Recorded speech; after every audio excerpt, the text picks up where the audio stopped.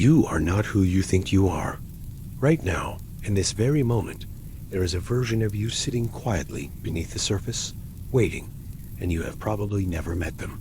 Carl Jung believed that 95% of people go through their entire lives without ever discovering who they truly are. 95%. That means almost everyone you have ever loved, admired, or envied is living as a stranger to themselves. And the most unsettling part? You might be one of them. But stay with me for the next few minutes, because by the end of this video, you will understand exactly why this happens, and more importantly, you will know which side of that 95% you are standing on. Jung spent his life studying the human psyche, and what he found was both beautiful and disturbing. He discovered that the mind is not one single thing. It is layered like sediment in a riverbed, built up over years of pretending, adapting, and hiding.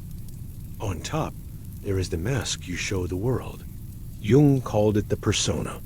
It is the version of you that smiles at family dinners, performs at work, and says the right things at the right times. It is useful. It is even necessary. But it is not you. And here is where it gets interesting. Beneath that mask lies something Jung called the shadow.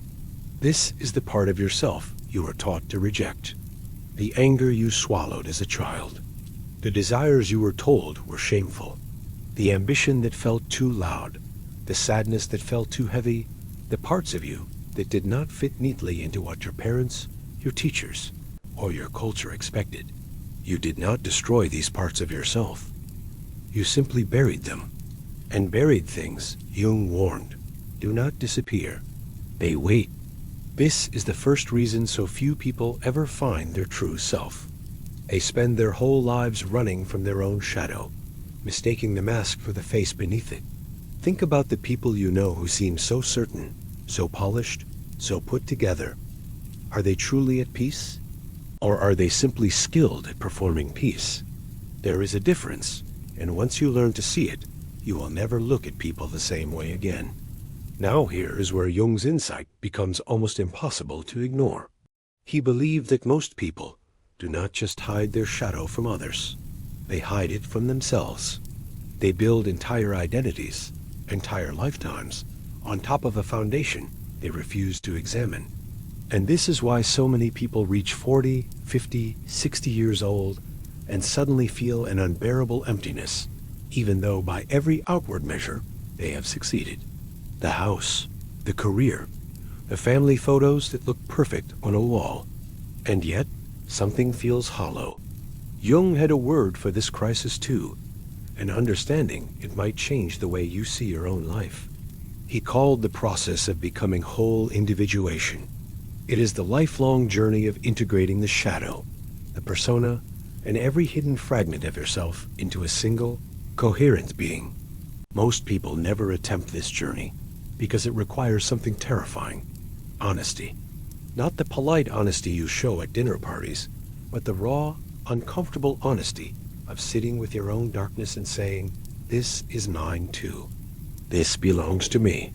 Jung believed you cannot become whole by only accepting the parts of yourself that are easy to love. Wholeness demands that you embrace the parts you have spent your whole life running from. And this is the part almost no one tells you. That people who seem the most difficult, the most intense, even the most damaged, are sometimes closer to their true self than the people who appear flawless. Because pain, when it is faced rather than buried, becomes a doorway. Jung once said that the privilege of a lifetime is to become who you truly are. Notice, he did not say the guarantee of a lifetime. He said privilege, because most people never claim it. So why do 95% of people fail to reach this privilege? Jung pointed to something he called collective unconsciousness, the invisible pressure of society pressing down on the individual, shaping thoughts before you even realize they were never truly yours. From childhood, you are handed a script. Be agreeable. Be successful. Be normal. Do not ask too many questions about who you really are, because the answers might be inconvenient. And so, you adapt. You survive. You become skilled at being what is expected, and slowly, without noticing, the authentic self gets quieter and quieter until one day you cannot even hear it anymore. But here is something remarkable.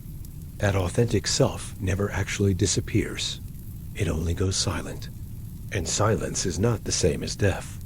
This is why, in moments of solitude, in the middle of the night, or in a quiet drive with no destination, you sometimes feel a flicker of something unfamiliar rising in your chest. That flicker is not random. That is the true self knocking. Jung believed that dreams were one of the clearest paths back to this hidden self. He spent decades analyzing them, not as random noise from a resting brain, but as messages from what he called the unconscious, a deeper intelligence within you that knows things your conscious mind refuses to admit. Recurring dreams, especially unsettling ones, were not signs of a disturbed mind for Jung. They were signs of a mind trying desperately to get your attention. If you have ever had the same dream more than once, ask yourself honestly what part of your waking life you have been avoiding. The answer might surprise you. Now, there is a concept in Jungian psychology that feels almost like poetry once you understand it. Jung believed every person carries within them an inner opposite. Men carry a feminine aspect he called the anima. Women carry a masculine aspect called the animus.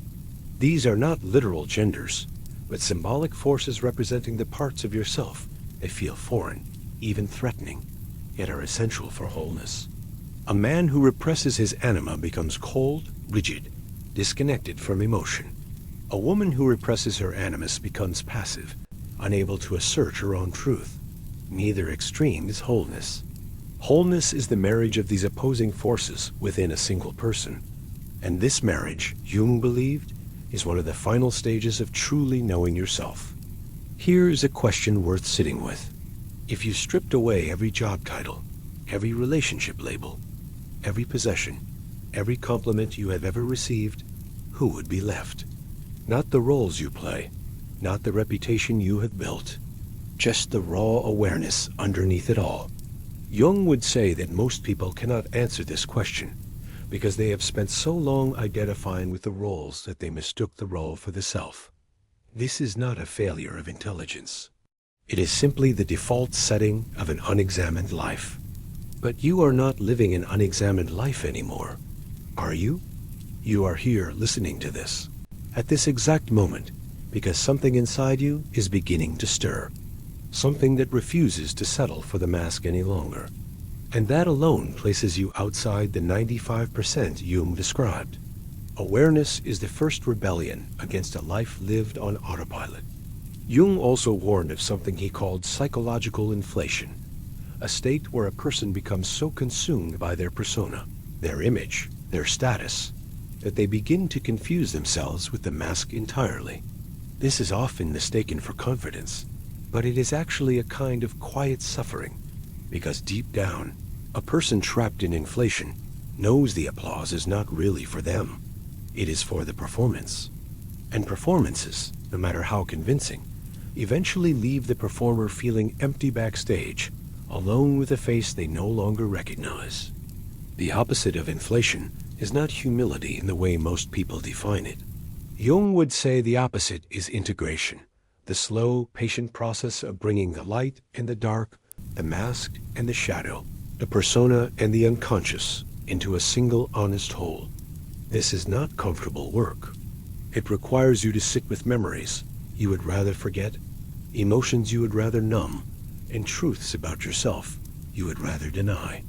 But on the other side of that discomfort is something most people never taste, a sense of being fully, undeniably yourself, without apology and without performance.